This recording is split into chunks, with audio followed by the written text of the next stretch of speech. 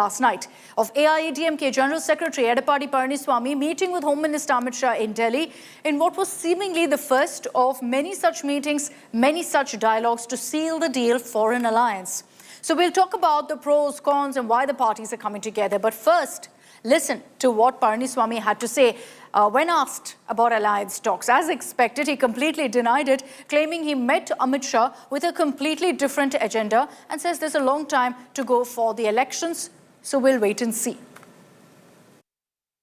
இல்ல இருக்குது இப்ப எலெக்ஷன் நடக்குது எலெக்ஷன் அறிவிச்சிருக்காங்க அதாவது அந்த நேரத்தில் எப்படி சூழ்நிலை ஏற்பதோ அதுக்கு தகுந்த மாதிரி தான் கூட்டணி மாறும் இப்போ நான் வந்து கிட்டத்தட்ட நீங்க பாத்தீங்கன்னா அடுத்த மார்ச் தான் நடக்குது இன்னும் ஒவ்வொரு ஆண்டு இருக்குது எல்லாமே தேர்தலுக்கு நெருங்கும் போது தான் கூட்டணி அமைப்பாங்க கூட்டணி என்பது வேற கொள்கை என்பது வேற எங்களுடைய கொள்கை எப்பொழுதும் நிலையானது கூட்டணி என்பது சந்தர்ப்ப சூழ்நிலைக்கு தகுந்த மாதிரி மாறும்.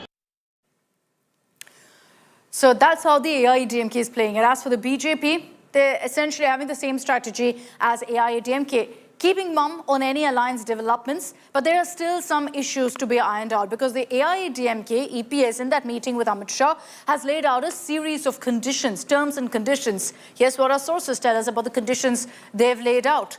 The AIADMK has conveyed to Amit Shah that they want to lead NDA, they want to lead the alliance in Tamil Nadu in 2026. Considering, of course, that they will be contesting the maximum number of seats, it's not surprising that that condition has come forth. The second, Sashikala, TTV, OPS, none of them will be a part of this alliance. They'll have nothing to do with it. In fact, remember that OPS was also under the NDA. Now the AIADMK has made it clear that's not something they're okay with. The third, perhaps the most crucial, EPS wants Annamalai's power in the Tamil Nadu BJP to be reduced. This is the third condition that the AIADMK has put forth to Home Minister Amit Shah. So what does that mean?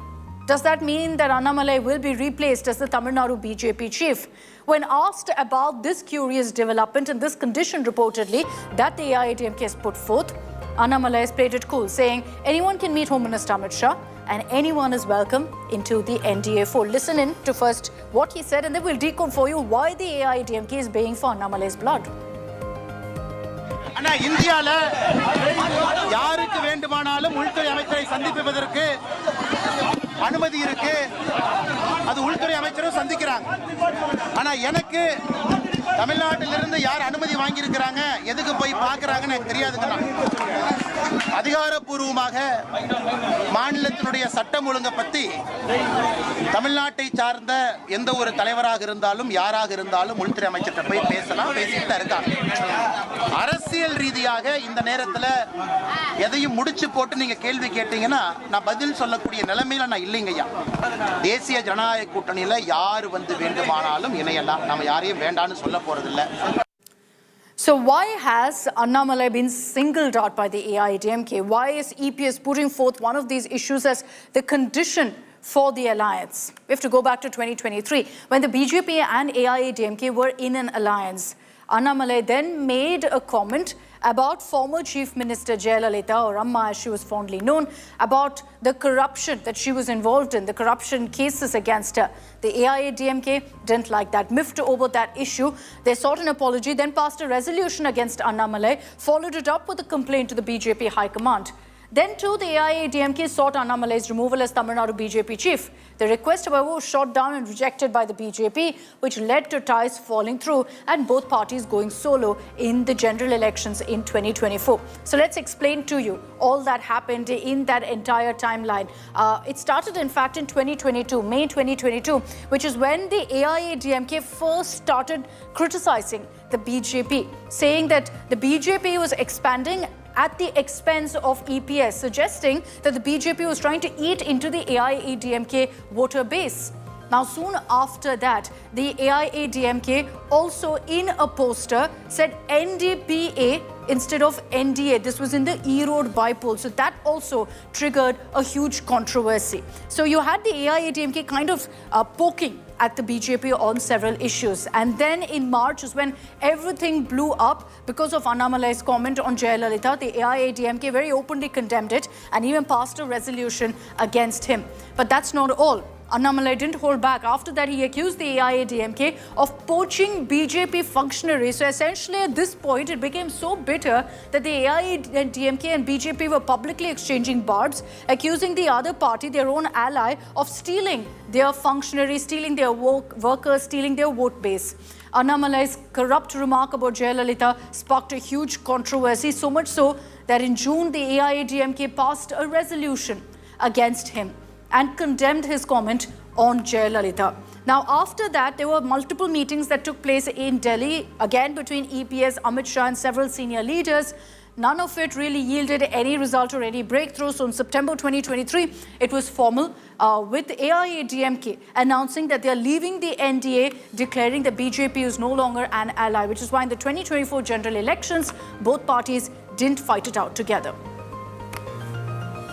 Let's bring in Pramod Madhav. He's joining us live from Chennai with more details on this. Pramod, let's just focus really on the condition that the AIADMK has put forth. We've explained why the AIADMK is targeting Annamalai, but is it something that the BJP will be willing to do, considering that right now he is the face for the Tamil Nadu BJP? Well, one thing is very certain in the state of Tamil Nadu, BJP needs NDA and AIADMK, and that is what is very clear with what this meeting has occurred. Because until now, EPS did not go to Delhi after what the kind of fallout between the state BJP president and himself. And all this while he was saying that there's not going to be any kind of alliance with BJP. The people he was omitting were OPS, Sashikala, TTV Dinagaran and Annamalai's BJP. But what happened right now is that it looks like a change of heart. Even yesterday when he went to Delhi, he simply said that he's going over there just to see the AIADMK new office that was built, and today morning he comes and says that they kind of had an appointment, so he went over there to see the Home Minister and to talk about the law and order situation over there. But the meeting was for nearly 45 minutes, and this is where the expected question about the alliance was put forward, and now EPS's answers have completely turned. He says alliance talks will only happen when the election comes closer, and the second point is that he says that in politics, alliance keeps changing with time and situation, but the ideology remains the same. So it seems like a saving face over there, but however, our sources are very clear. EPS either wants, the crucial point he mentioned, he either wants Annamalai to be removed or Annamalai's position to be reduced, his power, or Annamalai has only chance of being a frenemy with EPS, Akshita. Now, we'll see how that plays out. You know, this is a tough decision for the BJP to take. So it's not really clear at this point on whether the alliance will come through or not. But it's the first step among many, I'm sure, in the coming months to kind of cement these talks and ties. Pramod, just stay on with me. What are the kind of reactions that are coming in really in the Tamil Nadu political spectrum with this meeting having taken place between Amit Shah and EPS? Let's get you those reactions. Whatever way that you're perceiving the meeting, okay? As a BJP functionary, I cannot comment on that. And since the meeting is happening with the various leaders, with the various political parties, with our Honorable Home Minister, so whatever the information that the party has to give to the media, definitely they would give. Palanisamy and the company is going to merge with BJP. They instead of having an alliance, they should merge with BJP itself. They had surrendered their self-respect to before Amit Shah, and we all know that the media, they can keep on denying it, but the truth is that the ADMK is going to be routed in Tamil Nadu because of they are going to align or merge with the party which is against Tamil Nadu's interest, that is BJP. If the leader wants to meet them for a people's issue, he could have said it in the airport itself. But he said that he's going to visit the new party office and he have no agenda of meeting the Home Minister. And the evening he met the Home Minister. Yes, something is cooking and people are aware of it and the media is aware of it and you can't skip it. The issue of the people means election. That's all. For that purpose here, they have got, I know. This is their mind. So you are saying that alliance is going to happen, but they are not revealing it now. No, they will definitely join.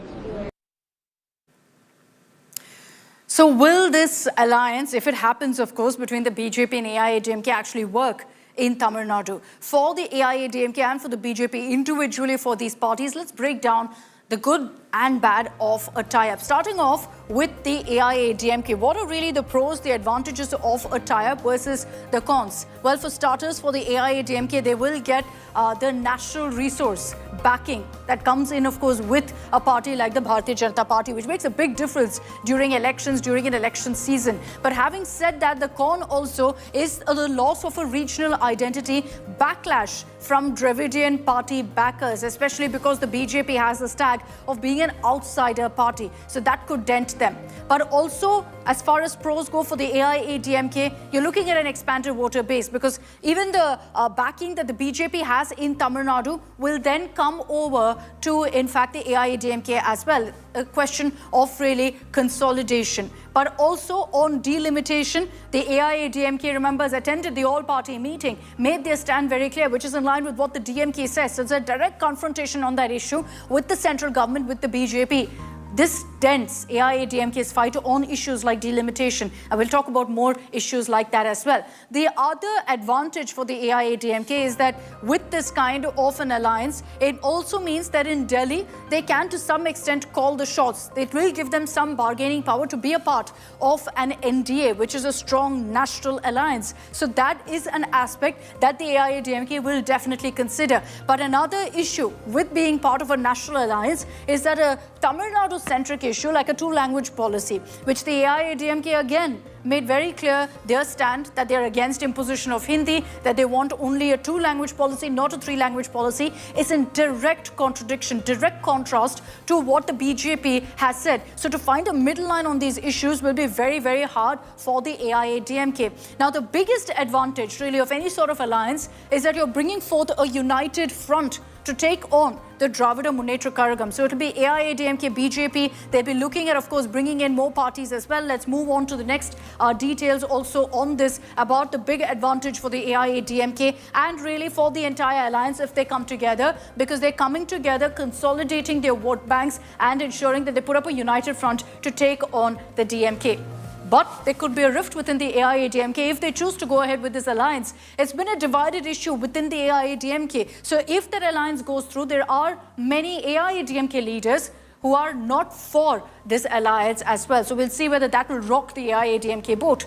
Let's talk about the BJP now. Advantage very clear. The AIADMK has a very, very strong ground presence. They are still considered the number 2 party in Tamil Nadu. And so they can use that. The BJP can use that to kind of spread their own saffron wave as well. But having said that, because of the AIADMK's strong presence, you could also see them being overshadowed. The fact that AIADMK has put forth one of the conditions for the 2026 elections, if this alliance were to happen, is that they are the face of the alliance. It will be AIADMK-led NDA in Tamil Nadu. So that will mean that the BJP is overshadowed in a sense. And so any aspects of them looking to grow in Tamil Nadu individually on their own feet, on their party status, is going to be hard. Then there is also the fact that for the BJP, the outside attack that I was referring to, which could be a disadvantage for the AIADMK, is an advantage for the BJP, because that entire narrative can now be fought off, can be pushed off and warded off, because you're tying up with a regional party, you're tying up with a Dravidian party like the AIADMK. But at the same time, the BJP's biggest driving force in Tamil Nadu has been corruption, corruption, corruption repeatedly. AIADMK leaders are accused of corruption. So then they can no longer go forward with that attack. It kind of dents the narrative that they've been working on for the last many years before the election. So they'll be accused of being hypocrites for their corruption attacks. They can no longer continue to do that. And that's a huge dent on really the campaign they've been taking forward. Now, also the AIADMK's vast voter base in Tamil Nadu is something that the BJP also gets to tap into with, in fact, a tie-up. And again, like I said, they will be looking at maybe spreading their own wings by going ahead and using the AIADMK factor. Having said that, at this point, much like the AIADMK, there's a difference in opinion within the BJP also over this alliance on whether they should go ahead with this alliance or not. And also on the fact that there are so many vast issues that they differ on, that becomes a challenge too. Another pro for both the BJP and the AIADMK is that individually to take on the DMK, it's a challenge. Together, they stand a better chance because they're consolidating their vote bases. But the condition that the AIADMK has put forth of sidelining Annamalai, it's a challenge for the BJP, because for the last many years, he's become synonymous with the BJP in Tamil Nadu. He is the most recognized face for the party in Tamil Nadu. And many believe that the High Command has been grooming him to kind of take on a leadership role, and a larger one in Tamil Nadu as well. That will be hit. And so they will perhaps have to go back to the drawing board to find another leader if the AIADMK has their way. So let's talk about really the history of the alliance between the BJP and the AIADMK. Looking at all these pros and cons, these two parties have been together, have fought together many elections dating back to the 1990s. In 1998, the AIADMK joined the Vajpayee government. This was, of course, under the leadership of Jayalalitha. But then right at the beginning of 1999, Jayalalitha dumped the BJP, leading to the government falling. What was this over? Essentially, Jayalalitha had a number of corruption charges against her. Reportedly, there were parleys with the central government to ensure these cases were dropped. Vajpayee refused, so Jayalalitha left, dumping the BJP. The government fell as a result. The AIADMK immediately sent across feelers to the Congress, to Sonia Gandhi. So they joined hands. The BJP, interestingly, joined hands with Kalaignar Karunanidhi, with the DMK. This was in 1999. And then 5 years later is when again the AIADMK and BJP joined hands again in 2004. But they failed really to perform any magic in Tamil Nadu. So it was clear there were differences between the AIADMK and BJP. Why do I say that? Because in 2004, right after that election, immediately the BJP made an announcement. It was Venkaiah Naidu who made that announcement, saying that there is no alliance going forward with the AIADMK, that this was an election alliance and nothing more. Now, after that, we haven't really seen any development really. But in 2016, the AIADMK, and this is after Jayalalitha's demise, that's the first time that you've seen the AIADMK and BJP again kind of patch up, come together. And since then, they have been kind of friends, foes and whatnot. 2019, the AIADMK and BJP fought together for the general elections. And then again in the state elections in 2021, the AIADMK and BJP fought the elections together. They were defeated, of course, by the DMK. But it was in 2023 that this friendship kind of got rocked, with the AIADMK calling off the alliance with the BJP, like I said, over clear internal conflict about whether this alliance should continue or not. So this is a timeline from the 1990s to now of where the relationship between the AIADMK and the BJP stands. Let's get you breaking news coming in.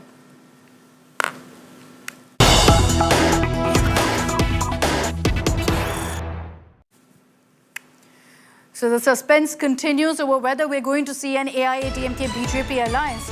AIADMK General Secretary Edappadi Palaniswamy, who's touched down in Chennai, has continued to maintain that, look, there are always changes in politics. And he said it's too early to say whether an alliance will happen, because he says the elections are next year. Only next year, a few months before that, will there be any announcement. For now, he maintains that you can't decide or make any concrete announcement right now because things keep changing in politics. And many would look at that as an indication that he no longer holds a grudge against the BJP.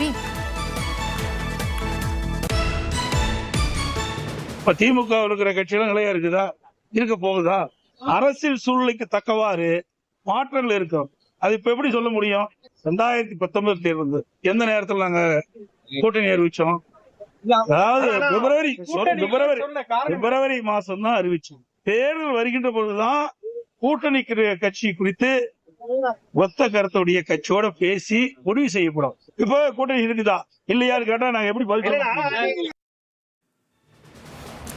So bringing back Pramod Madhav on this. Pramod, first reaction from the AIADMK delegation and Edappadi Palaniswamy as he touched down in Chennai, essentially reiterating the same message, claiming that there was no talk on alliance, but at the same time giving that small leeway for speculation, because he says that, you know, nothing is forever in politics. Well, Akshita, one thing is very clear. He does not want to confidently say that there going to be any kind of alliance with BJP anymore. This was not the stance last year or the year before for EPS. And the very important aspect here is that his body language, he seems to be extremely energetic after the Delhi trip, and he seems to be really happy. So there seems to have something that he had wanted, he had acquired by that. But he's very clear, alliance is something that is based on time and situation in politics, and he very clearly mentions that only ideology remains constant. So that way, he's keeping all the doors open, but he's also saying by next year they'd come to know. Through sources, we already know that what has happened inside, and it's very clear indication that what Edappadi wanted, he has got, and the result we might see in probably 10 days or so, Akshita. All right. Thanks very much, Pramod, for joining us with those details. The next 2-3 weeks will be crucial to really see which way this goes, whether the AIADMK and BJP will successfully work out some sort of truce formula for an alliance. All right, with that, I'm slipping into a short break here on Super 6. On the other side, we'll get you all the details on the investigation into the Judge Cash Hall case and how this issue is also echoed in Parliament.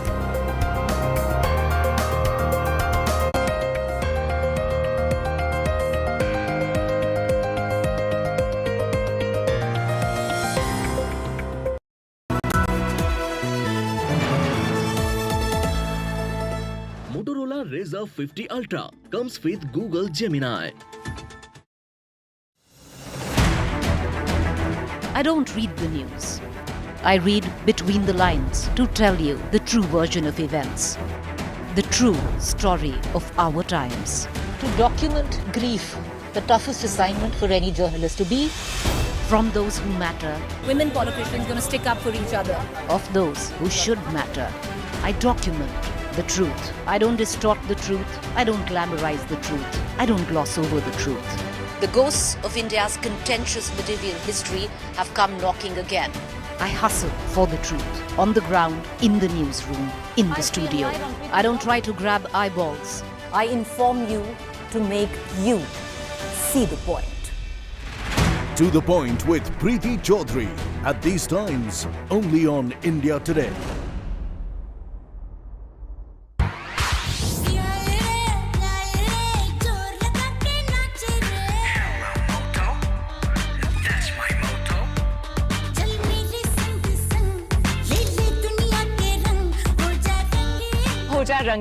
With Motorola's incredible range of smartphones. Hello, Moto.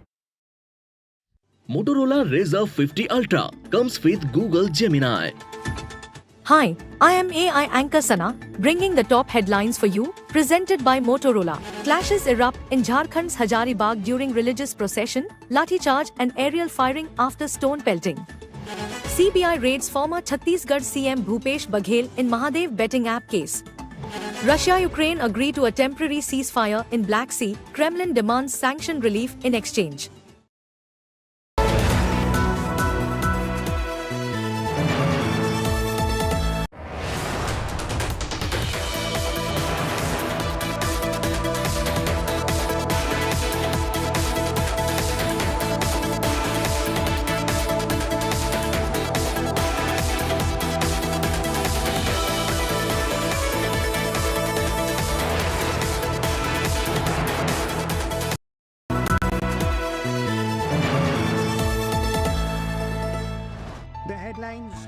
That shaped the day, the newsmakers who set the agenda, and the moments you just can't miss. Fast, fresh, and full throttle. This is 5 Live with me, Gaurav Sawant. Weekdays at 5 p.m. only on India Today.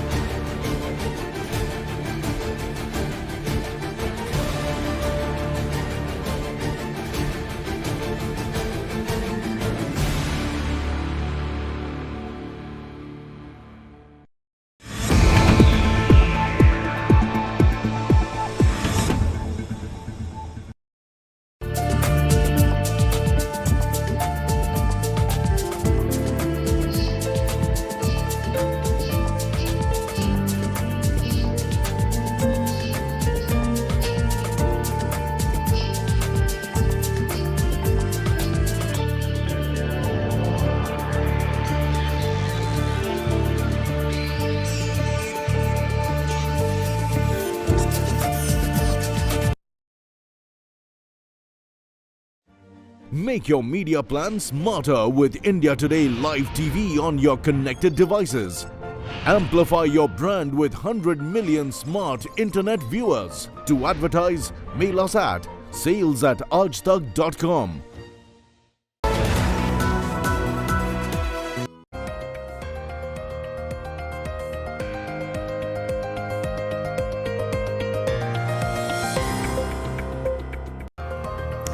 Welcome back. Let's get you the latest updates on the investigation into Justice Yashwant Verma. Remember, it was at his residence that those piles of cash were found. The 3-judge panel is investigating this case. It involves a Delhi High Court judge as well. Now, the Delhi Fire Department chief is said to be questioned by the probe panel, and the Delhi police also reached the spot, sealing off the crime spot. The Supreme Court has assured that a petition for registering an FIR against Justice Verma will be listed following due process. And this happens even as the Allahabad High Court lawyers are on an indefinite strike because they're saying we won't allow Justice Verma to be brought back to his parent court, the Allahabad High Court. Meanwhile, interestingly, in political circles, what's happening? Vice President, Rajya Sabha Chairman Jagdeep Dhankar stated that the executive, legislature and judiciary are not pitted against each other and must function in tandem with checks and balances. JP Nadda, who is the leader of the House of the Rajya Sabha, also met with the Congress Rajya Sabha whip, Jairam Ramesh, and the Congress will reportedly hold an internal meet. This sparking speculation that there's an attempt again by the government to make a push for the NJAC, the National Judicial Appointments Commission. Honorable members, I need to indicate to the House that we yesterday had a very fruitful interaction on the issue that is agitating minds of the public. There was gracious presence of leaders of political parties, including leader of the House and leader of the opposition. Without going into the details, the deliberations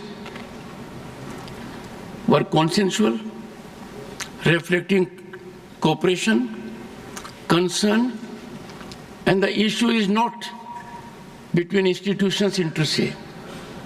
It is not that executive, legislature, or judiciary are pitted against each other. All the institutions in the country have to function in tandem, in togetherness, and also there are checks and balances which are well meant.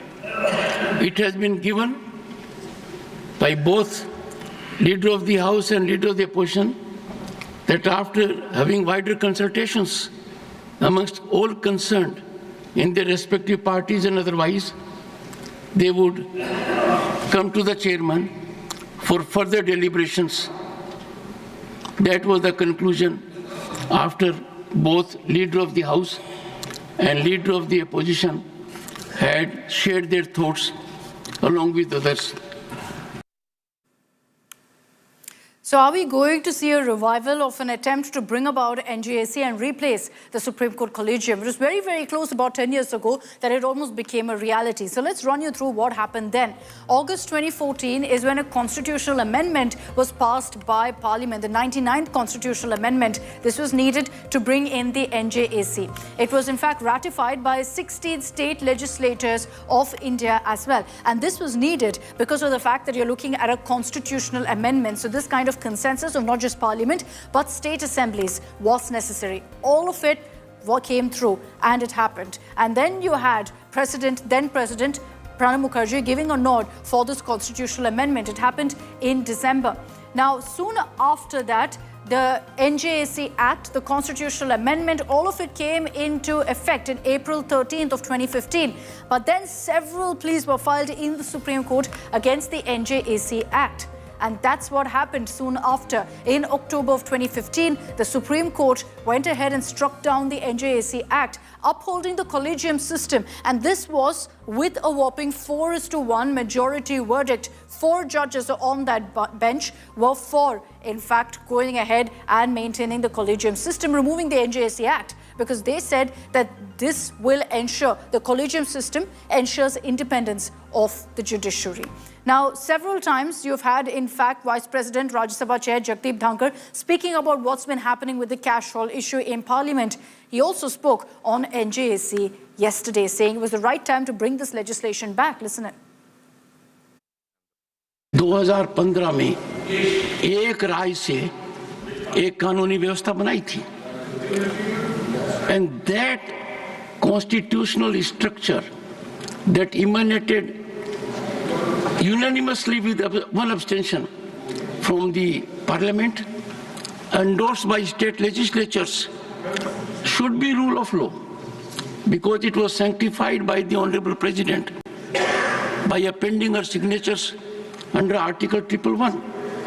Now is the befitting occasion for all of us to reiterate that, because that was a visionary step endorsed by Parliament. And imagine if that had taken place, things would have been different. Okay, let's move on to the other big update that came in from Parliament. Rahul Gandhi, leader of opposition in the Lok Sabha, crying foul, saying he's not being allowed to speak in the Lok Sabha. Rahul Gandhi launched a scathing attack at Speaker Om Birla, alleging that he was simply not being allowed to speak in the House, and that the opposition had no voice whatsoever. This because he says that several issues he wanted to speak in the House, but he wasn't given a chance to. And so Rahul Gandhi is accusing the centre of giving no place to the opposition. Now, during the proceedings of the House, Lok Sabha Speaker Om Birla claimed that the conduct of certain members was not up to the standards of the House. And then he asked Leader of Opposition Rahul Gandhi to behave according to the rules in the rule book. So you're seeing this showdown between the Speaker and Leader of Opposition. माननीय सदस्यगण, आप सबसे अपेक्षा की जाती है कि आप सदन में सदन की मर्यादा और शालीनता के उच्च मापदंडों को बनाए रखें। सदन में मेरे संज्ञान में ऐसी कई घटनाएं हैं जब माननीय सदस्यों के आसन सदन की उच्च परंपराओं मापदंडों के अनुरूप नहीं है। इस सदन में पिता पुत्री, माँ बेटी, पति पत्नी सदस्य रहें।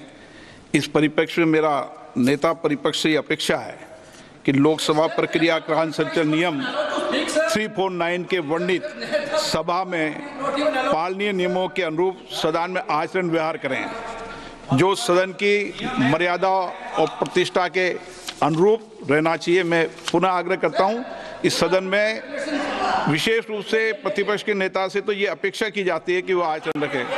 सदन की कार्रवाई 2 बजे तक के लिए स्थगित की जाती है। लीडर ऑफ ऑपोजिशन को एक कन्वेंशन है कि बोलने दिया जाता है। जब भी मैं खड़ा होता हूँ मुझे बोलने नहीं दिया जाता, ठीक है? तो पता नहीं मतलब ये किस प्रकार से हाउस चल रहा है।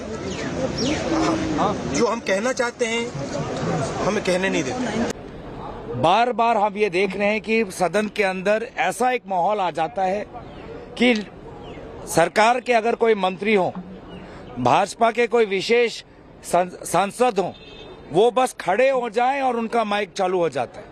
वो बस खड़े हो जाएं और उनके लिए सारे नियम, सारे रूल बुक परे कर कर उनको जो अपनी राजनीतिक रोटी सेकनी है, जो उनको राजनीतिक आरोप लगाना है, उनको बोलने का अवसर मिलता है, खुली छूट मिलती है। एलओपी जब आते हैं, अपने पैर पे खड़े होते हैं, उनको बोलने का अवसर नहीं मिलता। ये पहली बार नहीं है, इसके पहले भी जब बोलने की कोशिश कर रहे थे वो प्रधानमंत्री जी जब बात कर रहे थे, उसके बाद लीडर ऑफ अपोजिशन को बोलना था, ऐसा लोगों का मानना था कि उनको बोलने दिया जाए, लेकिन उस वक्त भी बोलने नहीं दिया गया और आज भी नहीं बोलने दिया गया है। ये बहुत ही, मैं कहूँगा कि शर्मनाक है, ये गलत है, निंदनीय है। मैं स्पीकर साहब की बहुत इज्जत करता हूँ, लेकिन पता नहीं क्या दबाव या क्या दिखाई पड़ता है, क्यों ऐसा हो रहा है, हमको समझ में नहीं आ रहा है। लेकिन ये कब तक करेंगे आप, कब तक रोकेंगे? Okay, let's get you the updates coming in on the Mahadev betting app scam, which is haunting former Chhattisgarh Chief Minister Bhupesh Baghel. The CBI is in fact raiding the former Chief Minister's Raipur and Bhilai residences in connection with the betting scam. The raids kicked off early this morning. The Enforcement Directorate, remember, had accused Baghel of money laundering in the case last year. And there are serious allegations against the former Chhattisgarh Chief Minister. Baghel claims the probe agency turned up at his residence ahead of a scheduled visit to Delhi for a crucial Congress meeting. So he's cried foul. He says this is a political conspiracy to stop him from attending these crucial meetings. Now, as far as the charges against Bhupesh Baghel goes, those details on your screens. In 2024, the Enforcement Directorate, in its remand note, said that the betting app, the Mahadev betting app promoters, paid over 500 crore rupees to Baghel, and a cash courier was delivered to Baghel in regular payments. And this exchange allegedly happened before the elections in Chhattisgarh. So the money was being used to fund poll expenses. This, the ED says, is based on what an accused, who was a cash courier in this case, actually has confessed to the Enforcement Directorate. And it's based on his claim that the ED has submitted this remand note. Of course, all of these allegations have also been shot down by Baghel.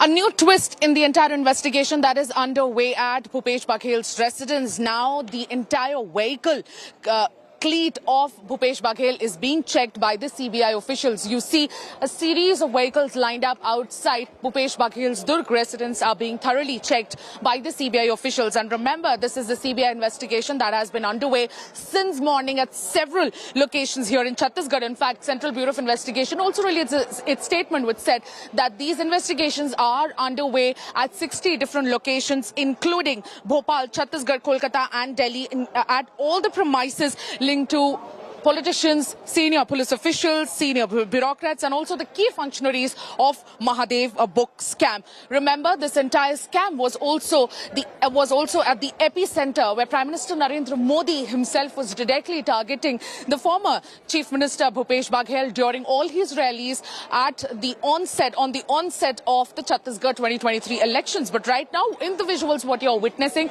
is after thoroughly checking his residence since morning and also asking several family members, inquiring from several family members. There are these vehicles now that are being checked thoroughly. These are 7 vehicles, 6 SUVs and 1 sedan. They are being checked by the senior CBI officials. In fact, a lot of data was collected and the CBI officials want to check whether these vehicles were used to provide the money to provide the illicit money to all the beneficiaries who were part of the alleged Mahadev book scam. Remember, it's a 6,000 word scam that has been ongoing, and in August 2024, the entire investigation was in fact given and handed over to Central Bureau of Investigation. ED had been investigating this whole matter. However, now with the involvement to CBI, this whole case has now taken a new turn. This is certainly very, very controversial for the Congress and a bitter morning for all the congressmen, because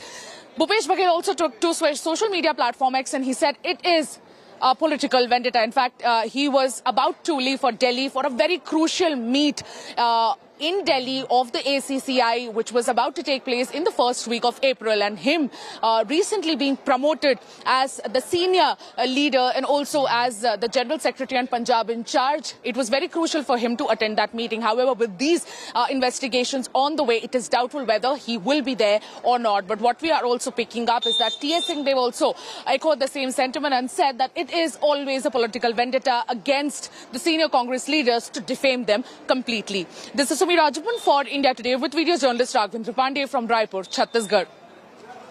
किसी एक व्यक्ति के घर जांच नहीं हो रही है।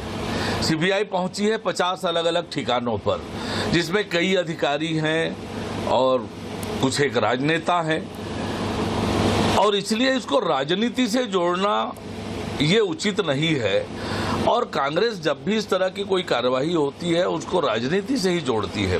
ये साफ दिख रहा है, भारतीय जनता पार्टी की झुंझलाहट दिख रही है। इसके पहले ईडी को भेजा उन्होंने, सीबीआई ने इस एक मामले में उनके खिलाफ अदालत में मुकदमा दायर किया था, जिसे अदालत ने चलने लायक नहीं समझा। अब झुंझलाहट में फिर से सीबीआई को भेजा गया है। भूपेश बघेल जी के निवास में, भिलाई निवास, रायपुर निवास में सीबीआई आई है अभी तक ये स्पष्ट नहीं हुआ क्यों आई है, लेकिन ये तो साफ है कि भारतीय जनता पार्टी के इशारे पे केंद्र सरकार के झुंझलाहट से ये सीबीआई आई है।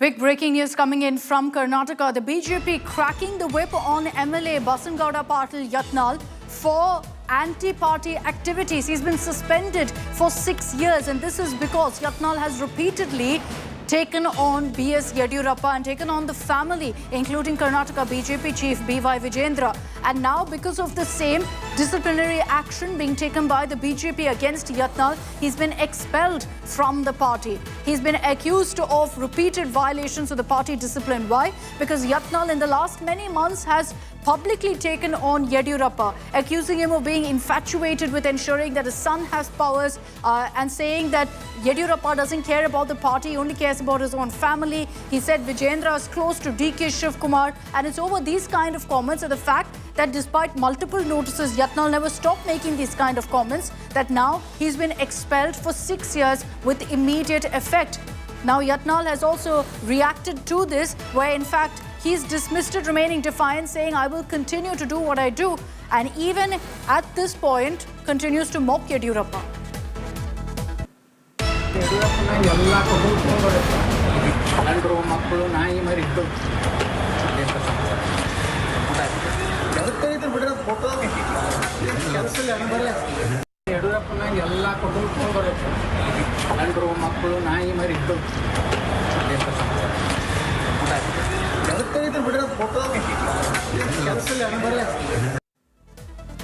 So Yatnal in that statement saying everyone from Yediyurappa's family has to come, sons, grandsons, even bring their house dogs and puppies. What more is left to say? This is the reward for working hard. This is the kind of statement, Sagai, that Yatnal is making right now after being expelled from the party. Clearly at this point, not repentant, remaining defiant.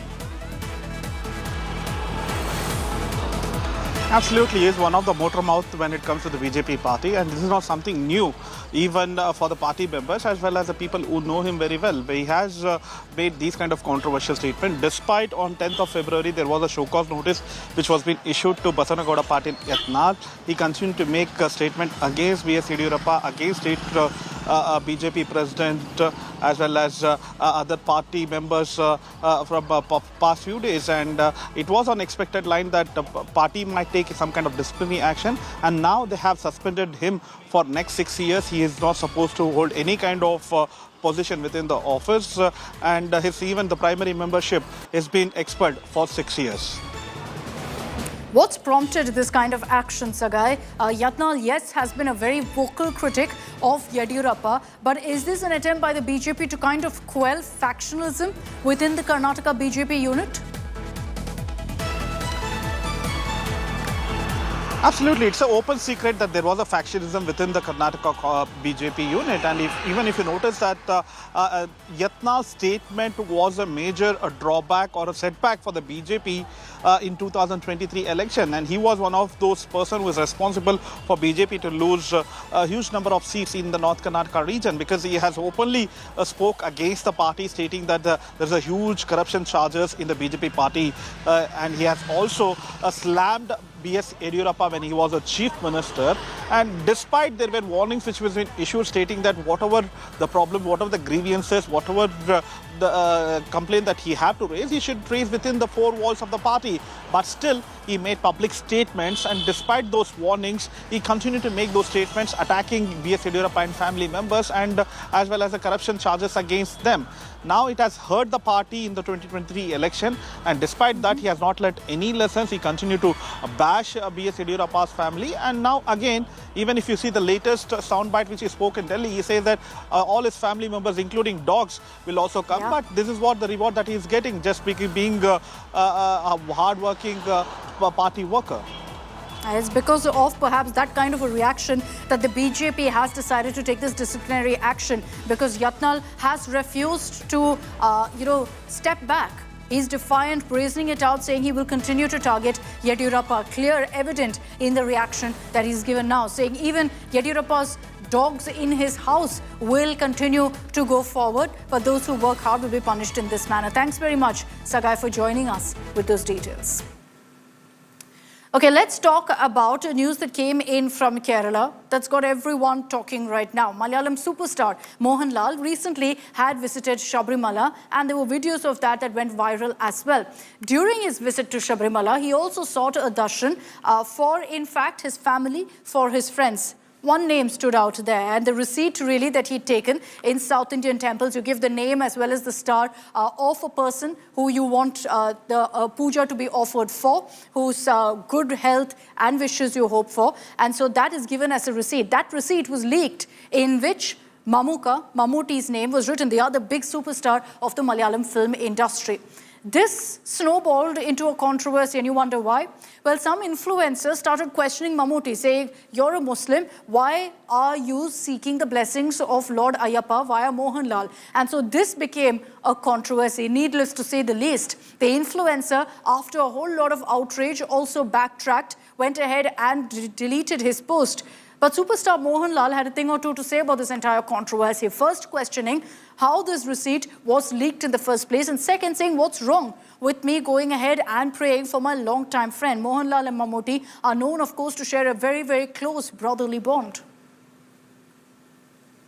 This Sabrimala about we did a puja. The Devasam board somebody leaked that receipt to the press. It's all very personal. Pray why should you tell? A friend, a brother. So it's nothing wrong. All right, with that, I'm wrapping up this edition of Super 6. I am leaving you with our daily IPL report. With, in fact, day 4, the fans witnessed Punjab Kings and Gujarat Titans fighting it out in what was an enthralling battle. And today promises another cracker, Rajasthan Royals taking on Kolkata Knight Riders. So we're getting you a preview also for tonight's match. Thanks very much for tuning in. On day 4 of the tournament, Gujarat Titans were up against the perennial